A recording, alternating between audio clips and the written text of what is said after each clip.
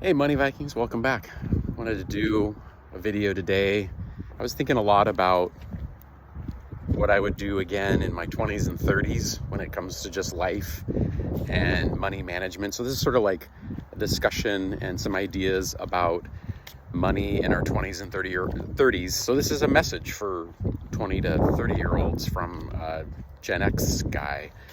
And I think when I was thinking about it, one thing that was interesting is that I think there's more in common and similarities than we like to think sometimes, because I know there's a narrative out there that I think is somewhat true, but there is a narrative out there about how difficult it is now to build wealth and to get ahead. And I know particularly with inflation and particularly with things like housing, I can totally see it. And but I wanted to throw out these are ideas of hope and just sort of keeping things in perspective, right? So my first sort of idea is that, it was never easy. So if you're kind of like down in the dumps now and you're in your 20s or your early 30s and you're like, how will I ever, have a house or get a foothold in or build wealth or have a family? I want you to know, this is coming from a guy that, started in the 90s doing this kind of stuff, that it wasn't easy then either. It's kind of mythology to think that, it was just a piece of cake and man, you go to college and the world was handed to us on a silver platter and everything was so much cheaper. Yeah, it was so much cheaper in a way, but you made less money. So, I could not afford a house when I first started working. I was making $30,000 a year. I think that was my first sort of real job. I had, other jobs, of course, but my first real job, I was making $30,000 a year. And I remember at the time, I want to say like a condo was like, a starter condominium was maybe like $210,000 or $220,000, right?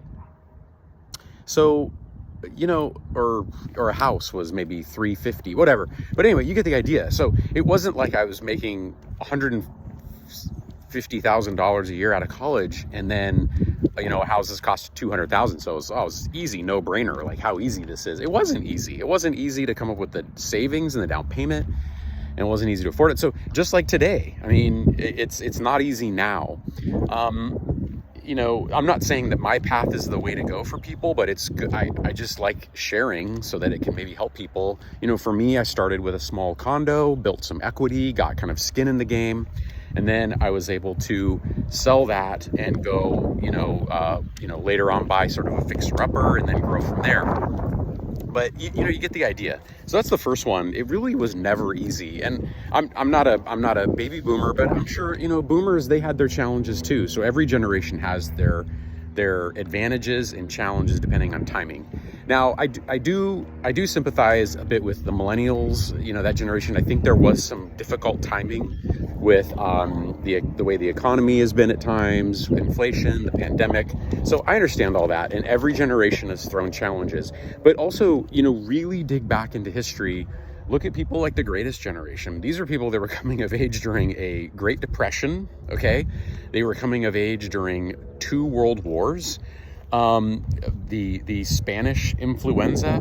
So we're not the first generation to deal with this stuff, and it's just really the way of the world. And so my point is, it's not about saying like, don't worry about it or suck it up. I'm not trying to be,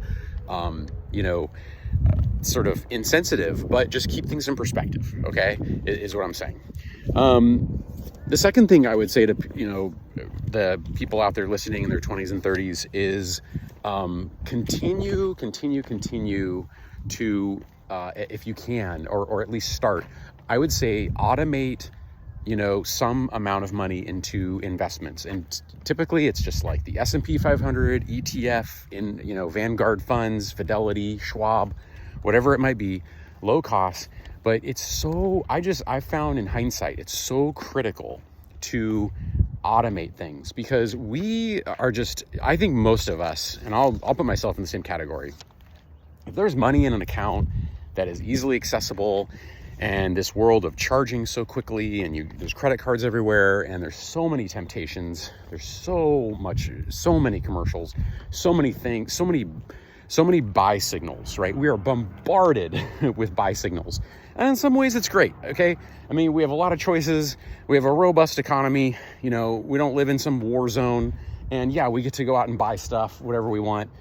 And the market kind of determines, the winners and the losers there. But the point being, if you from a very early age in your 20s and 30s can just automate, I would just say anything you can. I mean, a lot of financial advisors will tell you probably 10, 15%, but even if it's 5%, even if it's a set amount of money, there's a plane going over. Let's see if I can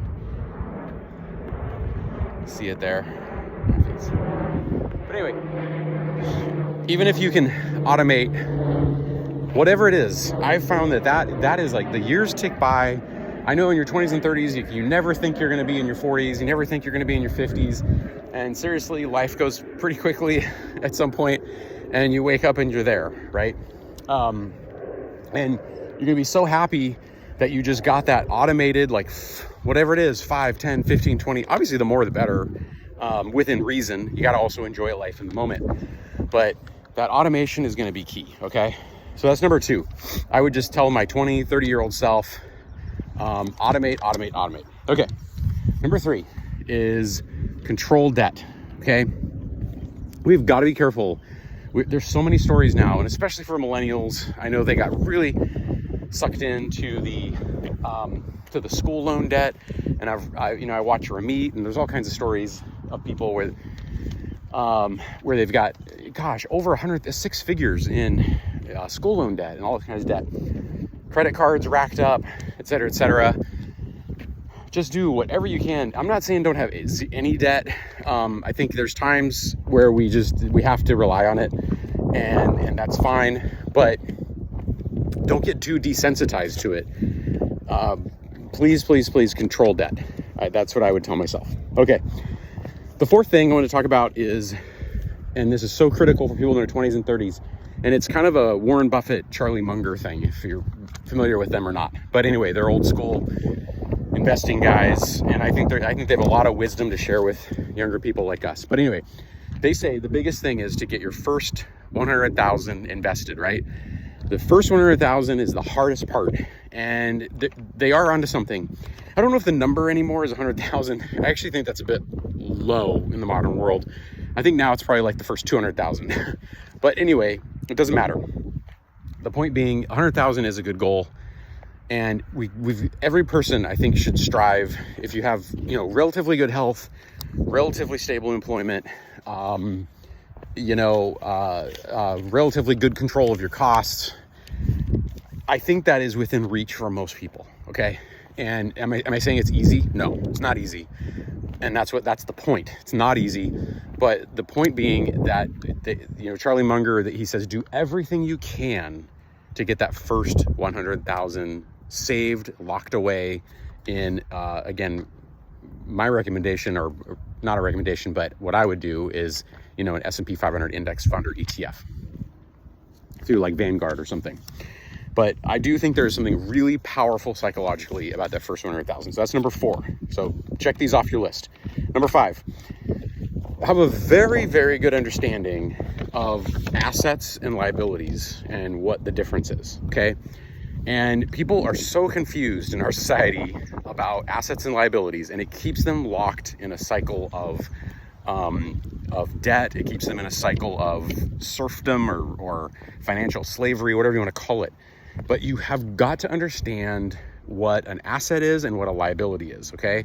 If you're buying the vacation on a credit card, and you're buying the boat on a credit card, and you're buying the RV on a credit card, and you're buying the car on the credit card, and you're going into a bunch of debt for a bunch of clothes and a bunch of electronics, and you're paying 25% interest and all this crap, those are huge liabilities, okay? So big difference from that versus when you are buying an index fund or an ETF or a stock, or you're buying a piece of rental real estate or investment real estate, okay? Or when you're investing in a small business. Those are assets, okay? And just really do some homework on, bond funds, bonds, those are assets, okay? Savings accounts, that's an asset. Money market, certificates of deposit, etc. So have a good sense of that. Okay, number 6, please know the difference between develop the ability to ignore the daily gyrations of the market. I mean, pretty much just ignore it. It does not matter. And the problem is we are hit. It's on our phone. It's on the news every night. We are constantly hit with, what did the market do today? What did the Dow Jones Industrial Average do today? What did the S&P 500 index do today? Blah, blah, blah, blah, blah. It does not matter at all what it did today. It doesn't matter at all. In the long run, you are building a passive income machine. You're building a portfolio of diversified assets that in some future date, when you're 46 or 50 or 60 or 70 or whatever, is going to pay you a monthly income. Okay, so just please develop that ability to ignore the daily gyrations of market. Okay, and the last thing I'll mention to people in the 20s and 30s, and even younger, really be careful with social media. I think that we're in a dangerous, strange time with social media. So we are being bombarded with all kinds of false narratives about, sort of like what people are doing, the life. So we're just getting, and these technology companies are totally playing on our base instincts to get addicted to these different platforms, okay? So please be careful with it. I'm not saying don't use it or don't harness it or whatever, but if you feel yourself getting addicted, please be careful about that, and please have a way to manage it. I think it will make your life so much better. Get outside, be with real people, connect with real friends, go to a coffee shop again and sit down and enjoy being with some friends. Have them over for a movie night.